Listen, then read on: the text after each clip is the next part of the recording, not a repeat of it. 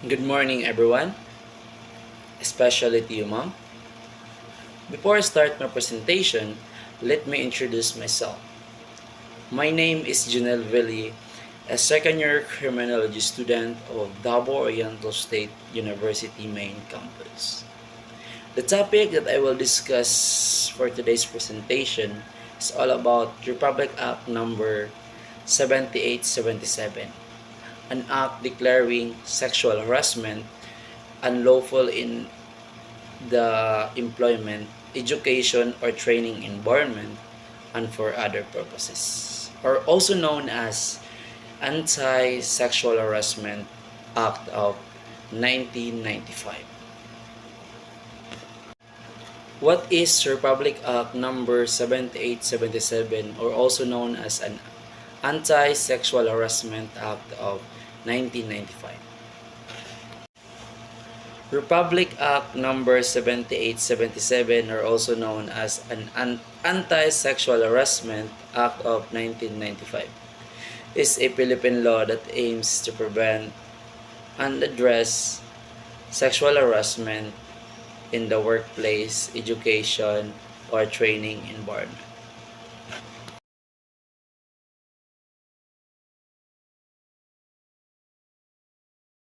We are going to discuss sexual harassment in a work-related education or training environment. This is based on Republic Act 7877, otherwise known as the Anti-Sexual Harassment Act of 1995.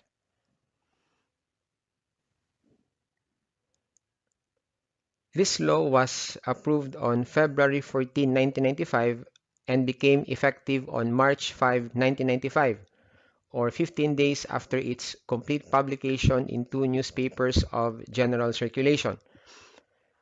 It is more popularly known as the Anti-Sexual Harassment Act of 1995. Now, let's go to the meat of the matter. What is sexual harassment in a work-related education or training environment?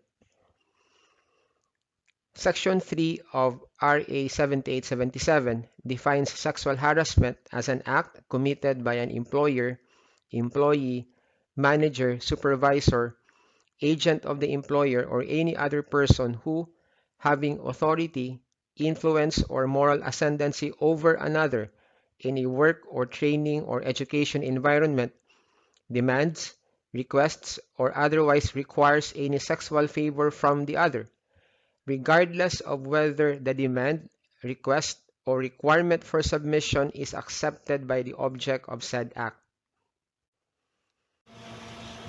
What is sexual harassment?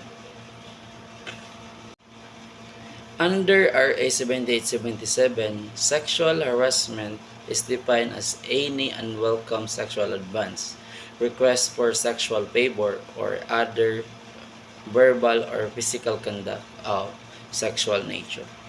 It occurs when a person in a position of authority, influence, or moral ascendancy demands, requests, or requires any sexual favor from other person in a work, training, or educational environment. These are the elements of sexual harassment in a work-related training or education environment. First element, that the offender is an employer, or he may be an employee, manager, supervisor, agent of the employer, or any other person. Second element, such offender has authority, influence, or moral ascendancy over another in a work or training or education environment. And third, the offender demands, requests, or otherwise requires any sexual favor from the other, regardless of whether such demand, request, or requirement for submission is accepted by the object of said act. Let's discuss each of these elements in the succeeding slides. Let's go back to the first element, that the offender is an employer, employee, manager, supervisor, agent of the employer, or any other person. Practically anybody, male or female, can be an offender in this crime of sexual harassment, provided the second and third elements will likewise exist. Take note that the victim and the perpetrator can be any gender, and the perpetrator does not have to be always an opposite sex. Meaning to say, the offender can be a male and the victim can be a female, or it can be the other way around. The victim can be a male and the offender can be a female. Or it could be the offender is a male and the victim is also a male. And the offender is a female and the victim can also be a female.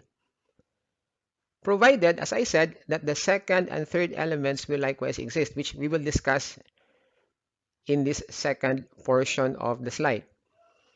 And what is that second element? That such offender, who may be a male or a female, or practically anyone, has authority, influence, or moral ascendancy over his victim or his or her victim in what kind of environment? In a work, training, or education environment.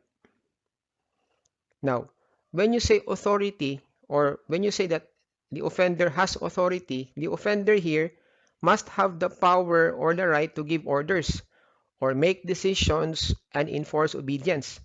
He must be, or he or she must be, a person having power or control in a particular, typically a political or administrative sphere. Or like what I mentioned, he must have the power or control in a work, training, or education environment. For example, a manager of a company has the power or right to give orders to his subordinates, which means that such manager has the authority over his or her subordinate. And when you say influence, the offender has the capacity to have an effect on the character, development, or behavior of his victim. The offender must have the capacity to affect or change how his or her victim develops, behaves, or thinks. This is very important in the crime of sexual harassment because, as I will discuss later in the third element, the offender will either request, demand, or solicit sexual favors from his or her victim. Now, when you say moral ascendancy, this term is commonly used as a synonym for moral high ground, but in law it can refer to a position of authority that can be abused, usually in cases of sexual coercion, which is, in this particular case, the crime of sexual harassment.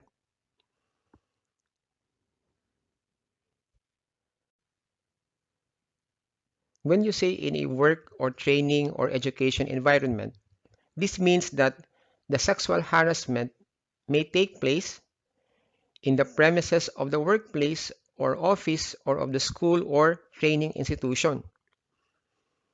It may also take place in any place where the parties are found as a result of work or education or training responsibilities or relations.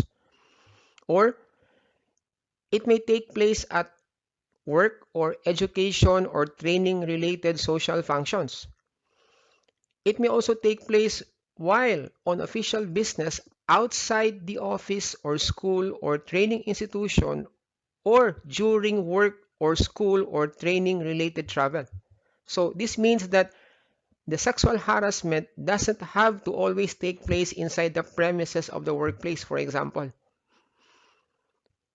because sexual harassment may even take place while the offender is communicating with his or her would-be victim during a telephone call, or when the offender sends electronic mail, or when the offender communicates with his or her victim through the forms of social media communication.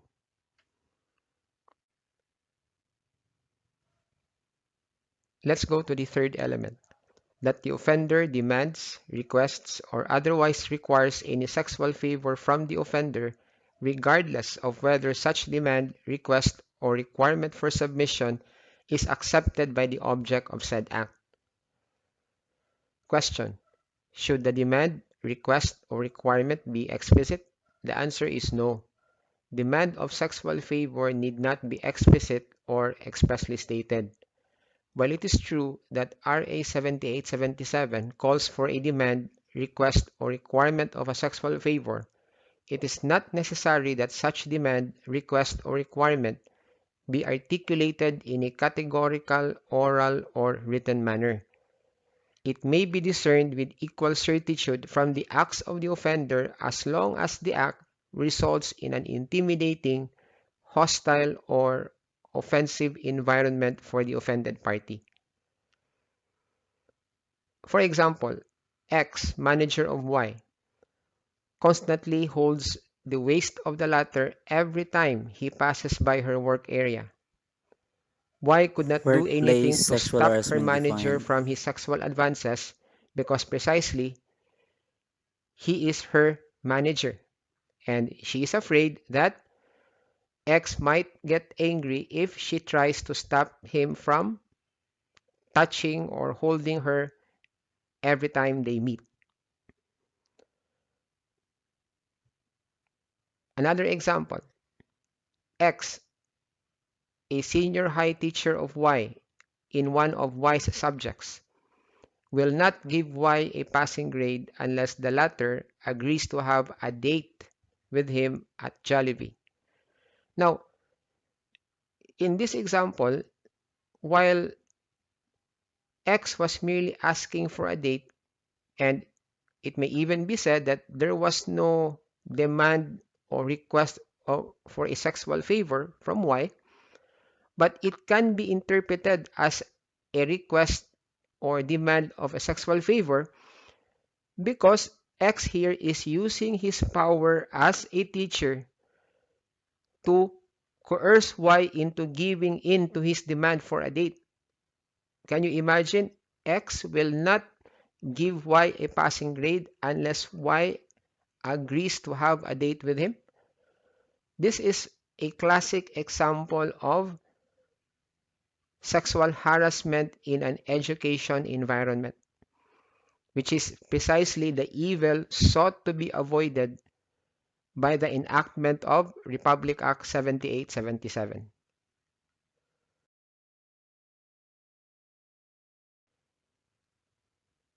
When is sexual harassment committed in an employment or work-related environment? In a work-related or employment environment, sexual harassment is committed when: number one, the sexual favor is made as a condition in the hiring or in the employment, re-employment, or continued employment of said individual, or in granting said individual favorable compensation, terms of conditions, promotions, or privileges, or the refusal to grant the sexual favor results in limiting, segregating, or classifying the employee which in any way would discriminate, deprive, or diminish employment opportunities or otherwise adversely affect said employee. And number two, the above acts would impair the employee's rights or privileges under existing labor laws, or number three, the above acts would result in an intimidating, hostile, or offensive environment for the employee.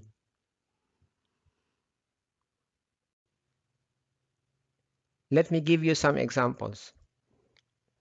Example number one, X, an employee of Y's company, is slated or due for promotion. Y, however, told X he would not promote her unless she gives in to his sexual advances. X refused. Y did not promote her.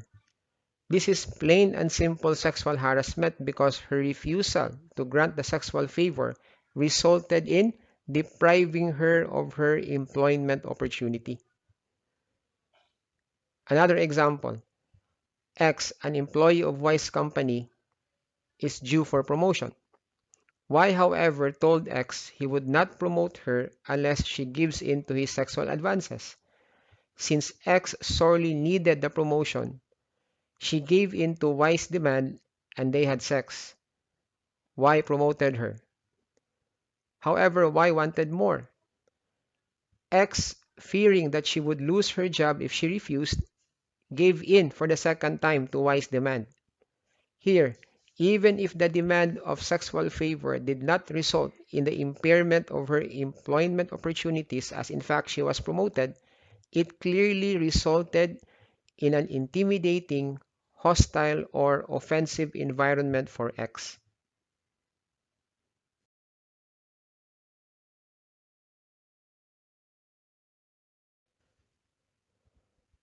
Now, when is sexual harassment committed in an education or training environment? In an education or training environment, sexual harassment is committed, number one, against one who is under the care, custody, or supervision of the offender, like a coach having supervision over his players.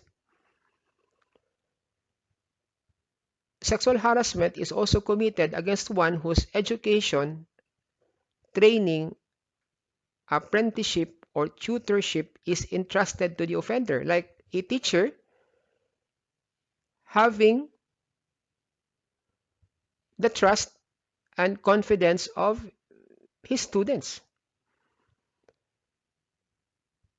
Number three, sexual harassment is committed when the sexual favor is made a condition to the giving of a passing grade or the granting of honors and scholarships or the payment of a stipend, allowance, or other benefits, privileges, or consideration.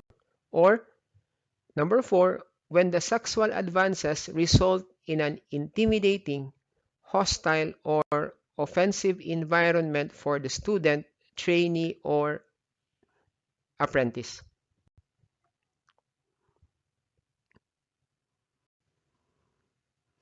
Question: can a person who does not have authority, influence, or moral ascendancy over another in a work or training or education environment still be held liable under RA 7877? Or can a person who did not directly demand, request, or otherwise require any sexual favor still be held liable under the said law?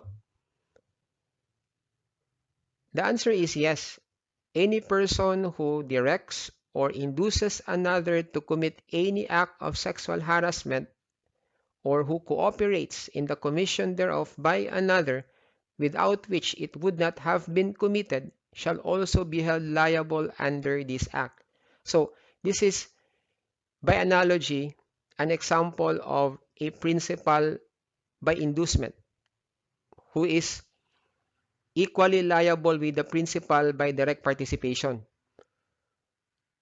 And this is also akin to what we call in criminal law, particularly in the revised penal code, to a principal by indispensable cooperation because his cooperation is so essential that the crime would not have been committed without his cooperation or assistance.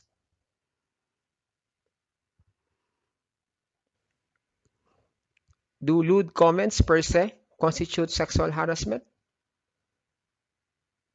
Not necessarily. However, where these lewd comments create an intimidating, hostile, or offensive environment for the aggrieved person, then such act may be complained of as sexual harassment by the aggrieved party. Of course, to constitute sexual harassment, such lewd comments must be uttered or made by the offender who has the authority, influence, or moral ascendancy over another in a work or training or education environment, and that the same should be akin to a request for a sexual favor from the would-be victim.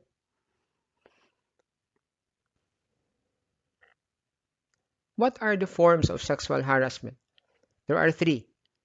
The first form is the so-called physical sexual harassment.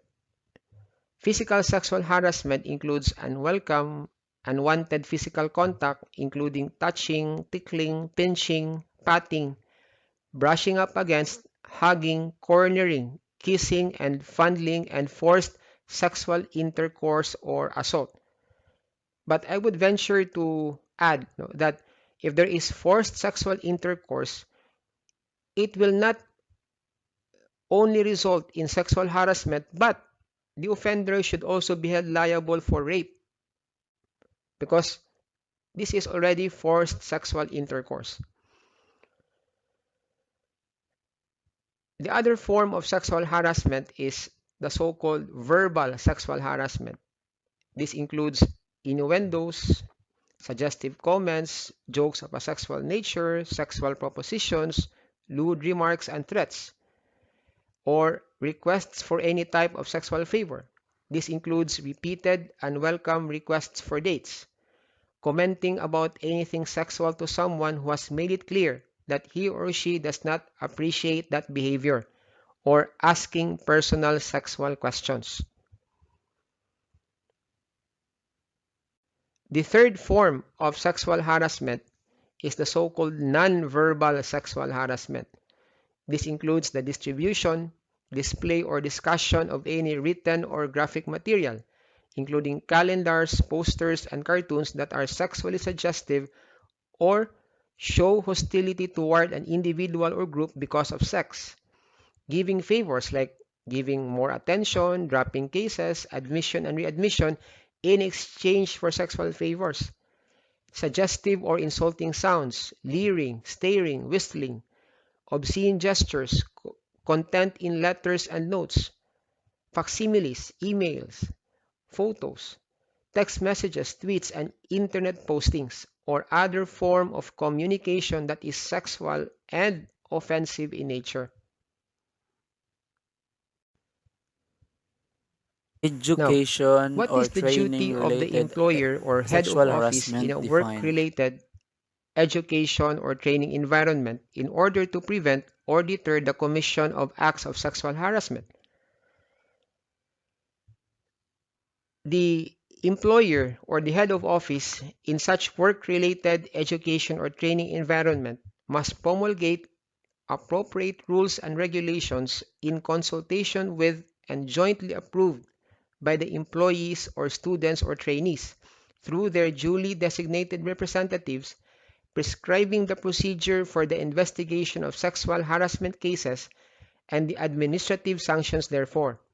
The said rules and regulations issued shall include, among others, guidelines on proper decorum in the workplace and educational or training institutions. So, every company now, every school or training institution is required to promulgate such rules and regulations to prevent the commission of acts of sexual harassment.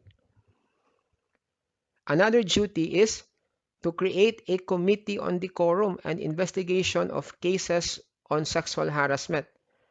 This committee shall conduct meetings as the case may be with officers and employees, teachers, instructors, professors, coaches, trainers, and students or trainees to increase understanding and prevent incidents of sexual harassment. It shall also conduct the investigation of alleged cases constituting sexual harassment.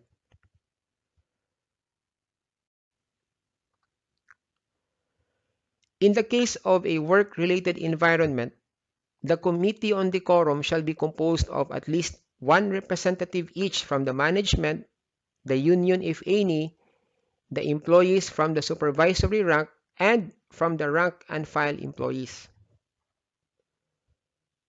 Now, in the case of the educational or training institutions, the Committee on Decorum shall be composed of at least one representative from the administration, the trainers, instructors, professors, or coaches, and students or trainees, as the case may be. Now, the employer or head of office, educational or training institution shall disseminate or post a copy of this act referring to RA 7877 for the information of all concerned. What then are the legal remedies against sexual harassment? The offended party may opt to file an administrative action against the offender pursuant to Section 4. What do I mean by administrative action? Simply put, the offended party may file an administrative case against the offender depending on where the offender is employed. So, if the offender is employed in a company, let's say he is a manager of that company, then that is where the offended party can file an administrative case against him or her. Or if the offender is a teacher in a school, then that is the place where the offended party should file an administrative case. Or if the offender is a coach in a training institution, then that is the place where the offended party should file an administrative action against the erring party. Now, take note that administrative sanctions imposed by the company or by the school or by the training institution shall not be a bar to prosecution in the proper courts for unlawful acts of sexual harassment, because the offended party, even if he or she had already filed an administrative case against the offended party can still file an independent action for damages against the offender pursuant to Section 6 of RA 7877. This is a civil case for damages, regardless of whether a criminal case for sexual harassment or an administrative case for sexual harassment had already been filed. Precisely why it's called independent action. Now, under Section 5, the employer or head of office of the company or educational or training institution will be solidarily liable with the offender arising from the acts of sexual harassment committed in the employment, education, or training environment if the employer or head of office of the educational or training institution is informed of such acts by the offended party and no immediate action is taken. And of course, the offended party can file a criminal action for sexual harassment under Section 7. The imposable penalty if the offender is found guilty is imprisonment of not less than 1 month nor more than 6 months, or a fine of not less than 10,000 nor more than 20,000 pesos, or both such fine and imprisonment at the discretion of the court.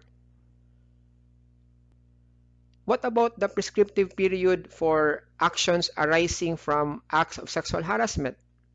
According to the law, the prescriptive period is 3 years.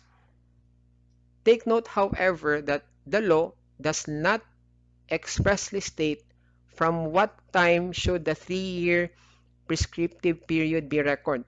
Is it 3 years from the alleged commission of the acts of sexual harassment, or 3 years from the time the offended party or victim is able to file an action because he or she was prevented from doing so by the offender? That is a question that should be answered by legislation because, as I said, there is no, or it is not expressly stated in the law from what time should the 3-year prescriptive period be reckoned.